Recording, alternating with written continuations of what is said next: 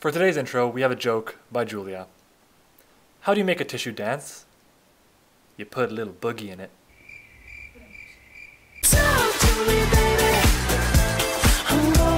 What's up, Ocean? You got Matt here, coach of your MattOshea Milotic, and welcome to the Pokemon for Glory Week 11.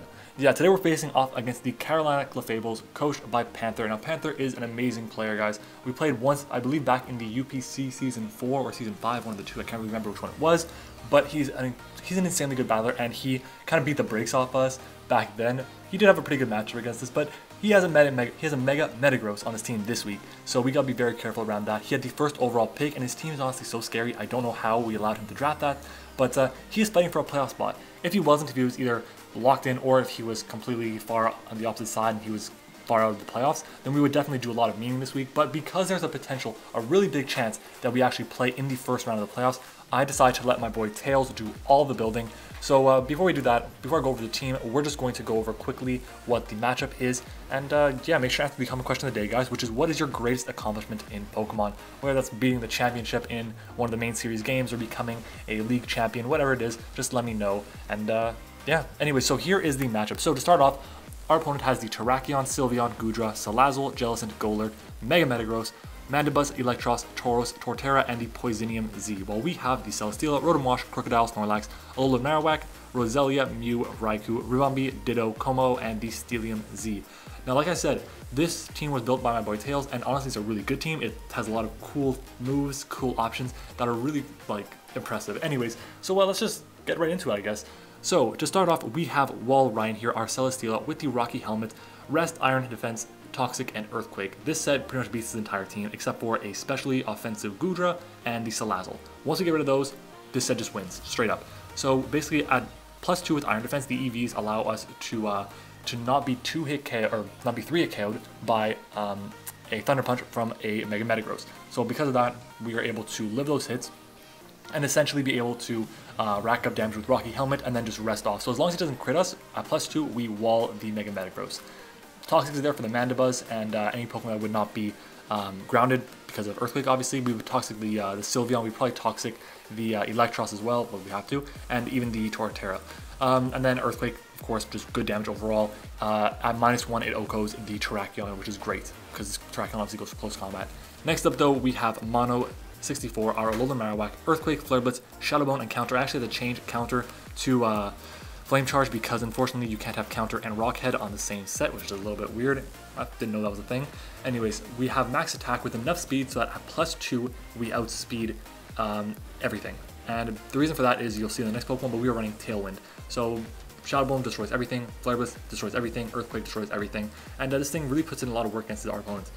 Now here's where these sets start to get kind of weird, and this is our Ribombee. We have Tailwind, Sticky Web, Moonblast, Hidden Power Ground, and the Eject button. The speed is there for Salazzle. Eject button, of course, if we live the hits, it allows us to switch out into anything.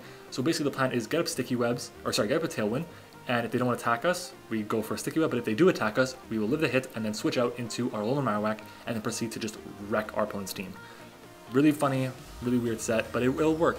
And then we have Grank Irwin here with the Chople Berry. It's kind of a bulky Crocodile here. Basically, the EVs are there so that with Chople Berry, we live and Intimidate. We live a Terrakion's close combat only does 50% to us, and that's good. We can then bulk up before that and then hit it hard with an Earthquake and OHKO it. Yeah, pretty simple set, just meant to be a lure for the Terrakion there. Then we have Metal's Tub here, our Rotom. Speed is there for a pretty fast Jellicent just to make sure that we can outspeed that thing almost always. We have Volt Switch, Hydro Pump, Will-O-Wisp, and Pain Split. Very standard, nothing special about it, that's all I'm going to say. And then finally we have Sohan's Dragon, our Kommo-O. Its speed is there for a Adamant or Modest Goodra, and that's pretty much it. Dragon Dance, Dragon Claw, Iron Tail with the Z move, and then Earthquake is there. Pretty much beats his entire team. And yeah, obviously if I play Panther in round 1, I don't even know my matchup at this point. But obviously if we do play, I'm not going to bring the same team. This team is a little bit out there, but has some things that are very standard and could work really well against our opponents, and has some things that could be very effective either way. Anyways, guys, that is the matchup. So, oh yeah, I did forget to say about Celesteela. The special defense is there, so we always get a boost in Spadef if we get a KO, just so we can live hits potentially better from the Salazzle or whatever it may be. Anyways, guys, that is the team. And yeah, so if I do play against Panther in round 1, then, I mean, we'll bring something different, bring something fun still. But yeah, that is the team, guys. I'll see you in a second with the battle. Alright, here we are back with the battle. As you can see, our opponent brought the Goodra, Terrakion, Salazzle, Jellicent, Mandibuzz, and the Mega Metagross. Obviously, the biggest threats there are the Salazzle, Goodra if it's special, Mega Metagross, and Terrakion is also a threat. I don't know how he has such a good team, especially if he had to pay so much for Mega Metagross. Whatever though, he's got a good team. We are the best record in the league, and let's start off. I decided to lead off here with, I believe, if I could be wrong, my Kommo-O. I'm pretty sure, I haven't looked at the battle in a while, but I'm pretty sure I lead off here with my Kommo-O. There we go, yeah, so we start here. So I'm going to lead off here with my Kommo-O. I'm not really predicting him to lead off anything crazy. I'm actually kind of predicted the Salazzle, just so he could try and take out our, or even the Metagross, so we could just pretty much deal with him quickly. But he leads with Goodra, and I say screw it, I'm going to go for the Dragon Claw here. And this could KO if he has just max HP. Unfortunately, we don't get the roll there, and he goes for the Dragon Tail. It's really unfortunate, and he brings us out into the absolute worst Pokemon, and that is our Marowak. And honestly, any other Pokemon would have been fine because we outspeed it, and we could have just taken him out. And that was just the goal there, but because of that, he unfortunately will outspeed us, go for the Dragon Pulse, and finish us off. I did not want to switch out into my, what is it called, Ribombee, just in case he just popped our eject button, so I just couldn't risk it. So because of that, we lose out on some speed, but we are faster than whatever comes in now, and unfortunately my recording is slightly off, so I'm going to lower this if I can. Can I lower it? I want to make sure that I can lower it. Oh my god. Let's see. I'm doing this on the fly right now, so I apologize. What is happening? Anyways, he goes to Stone Edge there, and I switch out into, well, you just have to deal with it. He goes to Stone Edge, and he switches out into the Jellicent here after the Stone Edge. Now, the reason he switched out is because he kind of realized that I knew he was banded, and he actually had to be adamant choice banned because of that. So, unfortunately for us, that is an extremely powerful close combat, Stone Edge, whatever he's going to be. But it gave me a free bulk up, so I had to go for it here. And I know he's going to be, Colbert on the Jellicent, but I have to pop it. And Colbert will actually do, through the Colbert, it'll do a ton of damage. It'll actually bring him down to about 40%. He's going to go for the Scald here, and this is a roll for us to die, and we live it. So thankfully we do survive, and I can go for the Earthquake now and finish him off. It is my best play by far. Just in case he goes into the Terrakion, we can make sure we take out the Terrakion. So he's down right away. He's down two bulky Pokemon, being the Jellicent and the Goodra, and we have not lost a single thing yet. He sends in his Salazzle. I have no choice but to sack this thing off, and this thing is such a huge problem for us, especially since my Kommo-O is weakened. If it wasn't, then we'd be able to be just fine. But here I go into my Kommo-O. Now the only way he can take us out, I'm going to pause it, the only way he can take us out is if he is Poisonium Z. And I was so close to switching out here, just in case he was, and I was going to go into my my Celesteela and then switch back out into my Kommo-O. But that really wasn't the best play because the odds of him being Poisonium Z aren't as high as I felt that they would be for him to be potentially Specs or Scarf or even, I don't know, Shucka. So I just go for the Earthquake here, and unfortunately for me, you're going to see he is the Poisonium Z, and this is a guaranteed KO. It does like 75, no, it does like 80 to like 107% or whatever it is. I don't know what the roll is, but it does at least 80%. So as the Downpour comes out, great animation. I want to make it the thumbnail, but I did not. That's on me, whatever. So Sohan's Dragon just goes down there, and that's really unfortunate because this thing put in a lot of work against our opponent, especially with the Dragon Dance up. Right here I go into my Ribombee. I'm going to pause it because, again, here's another 50-50. I could go for the Hidden Power Ground and OHKO this thing, but I feel like he's going to be saying, what the hell, why would he go into a Fairy type on my Salazzle? Why? Well, what's the point? So I felt because of that he's going to switch out into something like the Mandibuzz, and if you did go Mandibuzz, I could go for the Tailwind and then the Moonblast and do a ton of damage to this thing. He would hit me, and I would switch out and go into my Marowak and be able to beat that thing. So that was my plan there. But unfortunately for us, I think he's going to stay in here, and I'm just going to go for the Tailwind because I felt he was going to switch out. And now my only hope is, can I survive a hit? And he's actually going to go for the Sludge Wave here, and that is going to take us out. Of course it does. For Ribombee, we're not very bulky. So right there, we do go down, and we do have our Tailwind up. So I can go into Mono 64 here, my Marowak, and this is pretty good. We're in a decent spot. Again, I can go for the Flare Blitz, I can go for the Shadow Bone, or I can go for the Earthquake. Shadow Bone will guarantee take out this thing. Earthquake, of course, will take out this thing. But I'm going to stay in and go for the Flare Blitz. It's not a guaranteed KO, but yeah, it has a pretty good chance to. But the Mandibuzz, of course, is an issue for me, so I want to make sure that that thing goes down. And basically, I need two Flare Blitz to do that. But he stays in. Like, he stayed in, damn it. So this thing is going to take a ton of damage, and of course, go for the knockoff. But we live in. Marowak lives it, thankfully, and at this point here, I can just go for the Flare Blitz and finish this thing off. So we are in a decent spot here. Tailwind, I believe, is going to peter out this turn, which is not too bad. We're going to be slower than whatever he sends in. Or no, he does not. And at this point, he goes into his Mega Metagross. I need to scout for the Bullet Punch, so I stay in here. I'm going to click the Shadow or the Flare Blitz because it does always more damage. And let's see if he has the Bullet Punch. Hoping he doesn't. He does. So unfortunate. We've done like 70% to him with the Flare Blitz. That's okay though. I can now go straight into my Celesteela here, And at this point in time, I'm going to click Iron Defense. Now, what can he possibly do? What can he possibly do to us? Thunder Punch. Alright, that's fine. Look how much this does. That's a hell of a lot of damage, right? He gets hurt by the Rocky Helmet. I go with the Iron Defense. Now, he's been beat by Iron Defense once already. Toxapex, Iron Defense kind of destroyed him. Even Zen Headbutts. He was able to get +6. Look at that. We live this hit. I go for the rest of this point in time. And right here, we are in a great spot. We're smooth sailing right now. As long as we don't get crits, we should be able to pick up a win here. There's almost nothing that our opponent can do.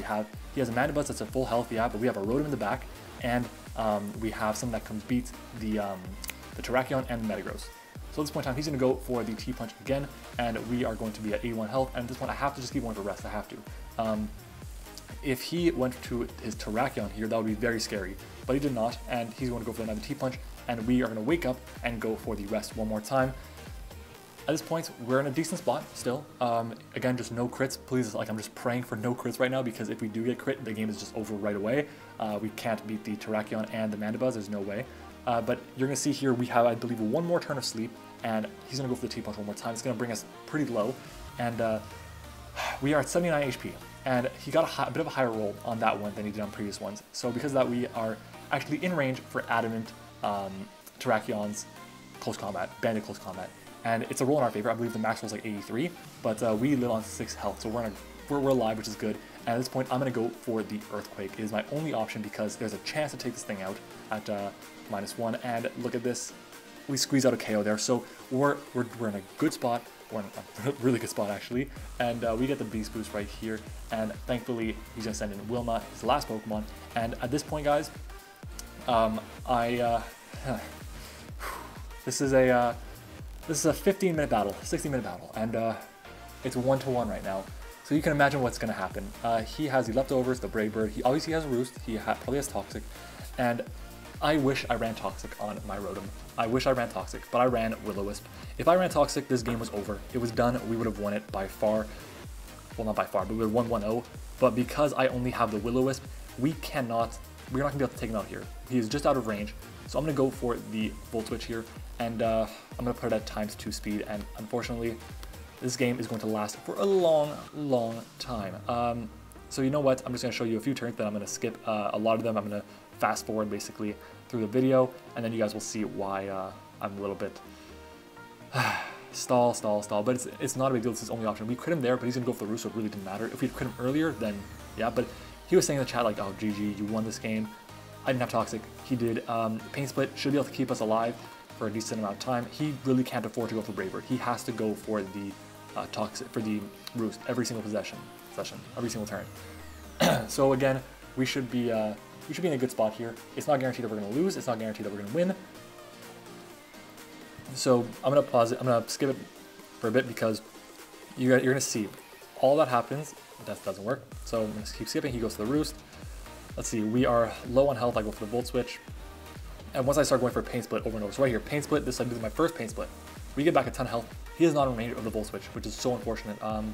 We're just not in a good spot to pick up a win here, guys. So I believe the only way we can do is if we manage to stall him out and make sure that Toxic doesn't wear us down. But every time Toxic does more damage, I believe it stops at half, but I'm sorry, I thought it stopped at half, but it didn't. Apparently it keeps going and going and going. So we're just going to keep racking up some health. Again, our opponent has like a few points of, I believe the game ended. He had 2 or 3 PP left in Roost. So I'm going to go for another Pain Split here. And right here, I go for Pain Split at my 4 HP. And at this point, he's going to go for the Roost. And Toxic will do its job, do the inevitable dirty work. And that is pick up the 1-0 win for Panther and his Carolina Clefables. So we lose our second game.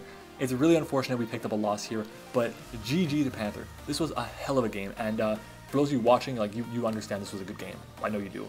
And damn, I don't know why it's so low. Oh my god, now I lowered it. Oh wow, that was okay. All battle, it was off, but I fixed it at the end of the battle. Whatever. Anyway, so it was a really good game, and you guys definitely should watch it. You definitely should like the video, and definitely check out Panther's side of the battle because he is a great commentator, and he is a really good content creator as well. So make sure to go check out his side of it. And Panther has not locked himself in the playoffs, I don't believe, but he has a pretty damn good chance of making it. I believe there's a lot of people there who have to pick up wins or pick up losses that have to be able to do it, but he's in a good spot, and there's a really good chance that we also play him in the first round. I'm hoping not to, because Mega Metagross and Choice Band Terrakion are very scary, but I definitely have the answers to them, because, I mean, look, I definitely did not bring the team that would have been able to, I would have brought to playoffs. I brought a team that was a lot more fun, and credit to my boy Tails for bringing a team that was very successful, putting in the work. Honestly, if we had Toxic over, what is it called? Toxic over Will-O-Wisp, and I just HP grounded the Salazzle, or I just Earthquaked the Salazzle, or whatever. I had 3 chances to kill, I just didn't do it. But, you know, as long as I just put my head down, do the work, build a good team, we should be in a great spot to move on to the playoffs. By the way, just letting you know, we actually finished with the best record in the P4G Next Generation. We finished, I believe, 9-2, with our only 2 losses being a 1-0 that we just had today, and a 2-0 loss that we had before. So I believe our differential is plus 26 or 27, something like that, which is wild. The next closest is at like 12, which is great. But yeah, that is the game, guys. That is this regular season of P4G Next Generation. It's gone already. So before I do end off, I just want to give a huge thank you to so many people. So number 1, Joe's PH Games. He has done the recording of the battle videos for, I believe, what, like 10 straight weeks now for me. He's been the true MVP. Thank you, Joe. You've been amazing. He's also an analyst for another league that I'm in, the IBL, and he does great content there for us, and he also does his own content, so make sure to go check him out. His link is always in the description. Next up, I also want to say thank you to anyone who has helped me out with thumbnails. Especially we have Ultra Player, who we played, I believe it was week 4 or week 3, something like that. He's the team with Tapu Lele, and Ryan as well as Sohan. I believe those are the 3 guys who have helped me out with thumbnails. Again, their links are in the description. And then thank you to anyone who has gen teams for me, whether it's Heavy Metal Pokemon, whether it's who else has it been? Whether it's I want to open up my what is it called? My Discord server to check out who it was, but I can't. It's on the same tab as my P4G match. But look, whoever's helped me out with genning, thank you a lot. And then finally, thank you to my front office, Tails, Pedro, Ryan, Sohan, who else? Scrappy, Metal, Blue, all of you guys, and Granky when he was around. Thank you guys so much for the help. I could not have done this regular season without you. So seriously, guys, thank you. And finally, to all of you guys, thank you all for watching this. It has been a successful season so far. We've been very successful in our pursuit to making the playoffs, and hopefully in our pursuit for a championship. Anyways, guys, that is it for me. Thank you guys so much for watching. If you did enjoy the video, make sure to like the video, comment, and subscribe if you haven't already. Thank you guys for watching, and I will see you all for the playoffs.